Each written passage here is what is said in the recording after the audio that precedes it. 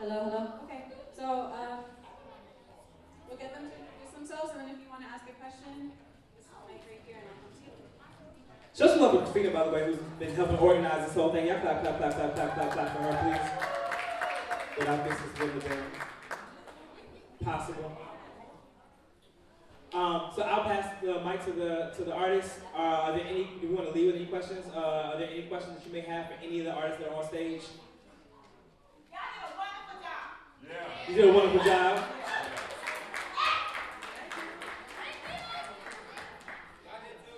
So I know the creative process is a little different for everybody. Does anyone want to talk to what their creative process is?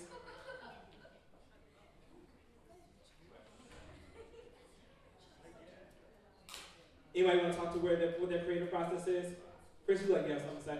Let's talk about your briefly about your creative process.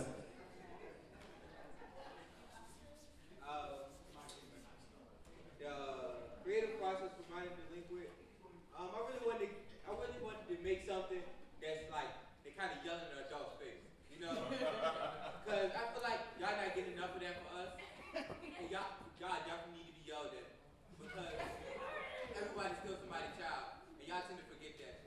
You know, y'all tend to break the 18 barrier. Y'all tend to break the 18 barrier, you know, and think you're becoming a whole different species from human like we are. You know, and I really wanted to bring the reality like, you know, we still exist. Y'all were once us, but y'all tend to forget that. And also, y'all blame a lot of youth, but youth were taught by older people. You know, you only learn what you're taught, and you only act what you're taught. I mean, you only practice, you only preach what you practice, right? So if I was always taught to look after myself, I'm gonna look after number one Una. So y'all can't be mad. We have a generation of people that's not diverse who've all been taught the same exact thing. So we have the same exact outcome. That's all I'm gonna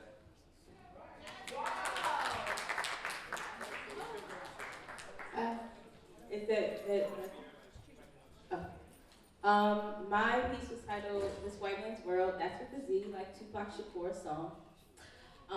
Tupac is one of my idols, but my piece was kind of a snippet of the first enslaved African to the present day. So if you listen to the way the poem is constructed, it's like fast snippets of like enslaved, then to free, and then like modern day mass incarceration and stuff. It's just the journey of that whole first enslaved African to hit the Americas to now.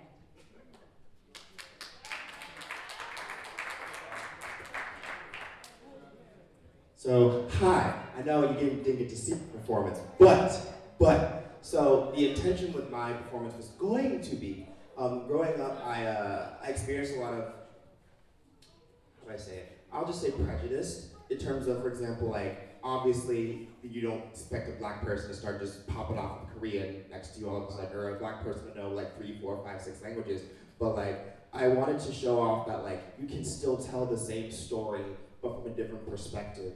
I'm 23. I will go to VCU, and I'm in charge of a Korean organization. And the mission of that org is to spread the love of world culture through Korean music, because Korean music incorporates, well, music in general incorporates so many elements and so much diversity from around the world.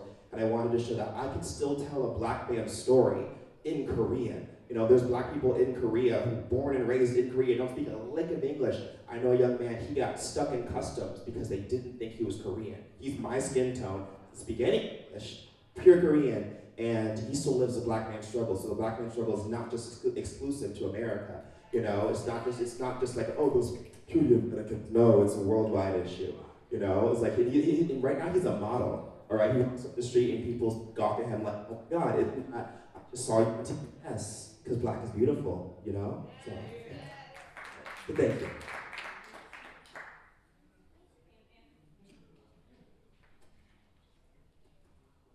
We love.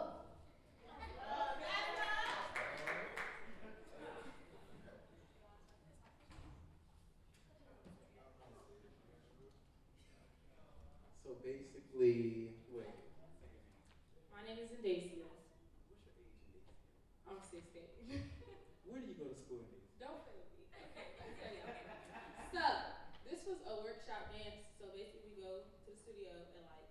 8 to 10 in the morning. And we leave at like 6 to 8 in the afternoon so we can just get it all done. It takes 2 days, that's a whole weekend, and then we perform it. And that's about it. And every time we perform it, we fix something. Like today was the first day we was on a big stage, so now we can go to the studio and fix spacing or something like that. Bam, wham, turkey, ham.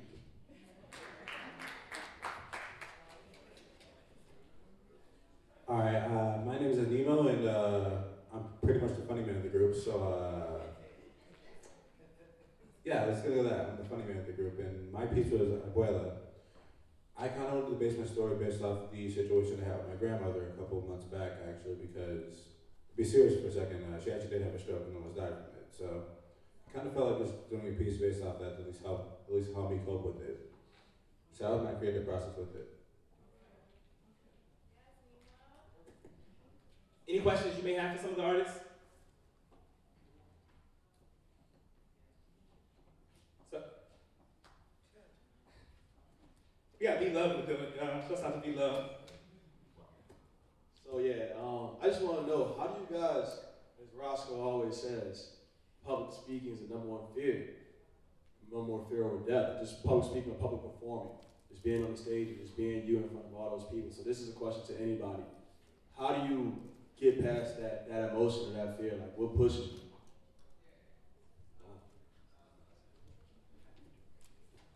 To just be myself.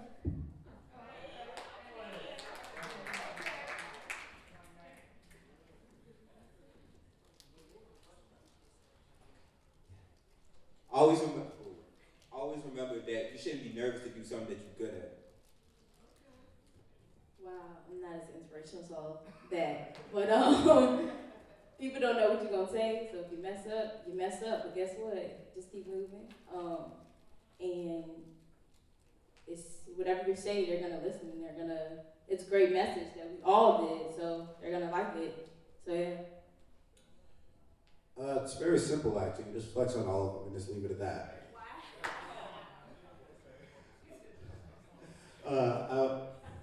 I was gonna say, for me, it was a bit weird because when I was like 5, I had a crippling fear of performing in front of people. And then I was singing in my church basement one time, and my choir director was like, "Hey, you, choir, now." Like, I had never met this lady before. She snatched me and threw me in the choir. And then I realized that, like, nobody's gonna put me on a stage because they want me to fail. Like, no one's ever gonna put me up there and be like, "Hey, go make a fool of yourself." Unless your job is to literally make a fool of yourself. Then, of course, you're still doing your job, but like, I realized like, no one wants me to fail. All thing I have to do is make them laugh, make them cry, make them dance, make them scream hallelujah or whatever. And I just learned to have fun that way, because at the end of the day, all you're gonna do is have fun. Even if your projector doesn't work, you're gonna find a way to entertain the people, all right? So yeah, I just say, do your best to have fun, or like my friend over here said, at some point your skills just become showing off, you know, so like, and there's nothing wrong with showing off, because if you worked hard to get those skills, what's wrong with showing them off?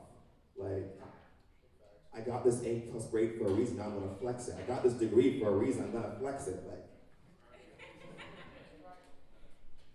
So to add to that, just know that, you have a story to tell, and your story is important, your life is important, your voice is valuable, and nobody's gonna tell your story the way that you're gonna tell it, and in the way that you're gonna tell it. So don't let anyone else tell your story. You be the author, right? And then the performer of your own story. Okay, so I think we're gonna wrap up, but I'd like to start down here and pass it. And you have the right to pass the mic, but I encourage you, see if you can come up with something to say. But I want you to tell us something that you think your art embodies, like a larger value of yours. So does it embody equity? Does it embody truth? Is it just beautiful and you want to share that with the world? So what are you sharing with the world when you perform or choreograph? I share with the world my talent when I perform.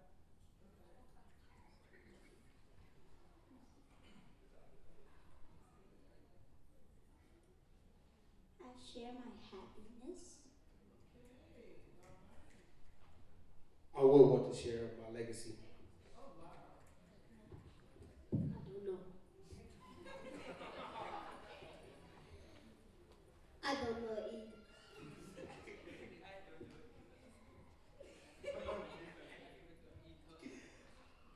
You better know.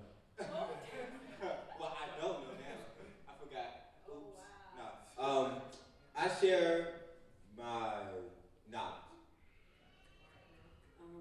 I share my blackness. I share the show. Well, that's too loud. I share the show that this person right here really ain't. I like to share. I'm sorry, I'm long-winded. I like to share that in a world full of remixes, you can still make an original version. And going off what CD said, the performance is an art, and so kind of like painting a canvas using paint, the performance paints time, and so what I bring out is an experience that brings people together in a single moment. I show people to love themselves no matter what. So we have just one question. We got one question, and so before we get out of here. I'm gonna keep it brief, I promise. I'm a former teacher. You probably can't tell by my appearance right now, but I'm super comfortable. For the people who do public speaking, that's something that I love to do. Great job. My daughter's a dancer, and I always ask her this. For the dancers, how do y'all remember all the steps?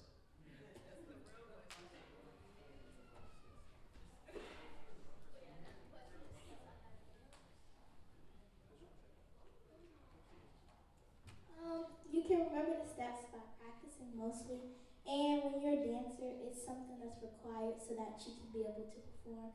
So having a dance memory is like having a dance key card, or else you wouldn't know the dance. Practice makes perfect. I remember my dance moves and my dances by sorting my moves and my dances out, and I remember what to do, how to do it, and when to do it. You're gonna be a teacher one day. I can see that right now. You're gonna be a teacher. By like parts. Like one part of the dance is a movement, and then another part. That's how I remember my dances. I remember my dances by like watching a video if you ask your dance teacher to tape it, or just going over it at home. Visual learners. Shouts out to the visual Oh, learners. damn.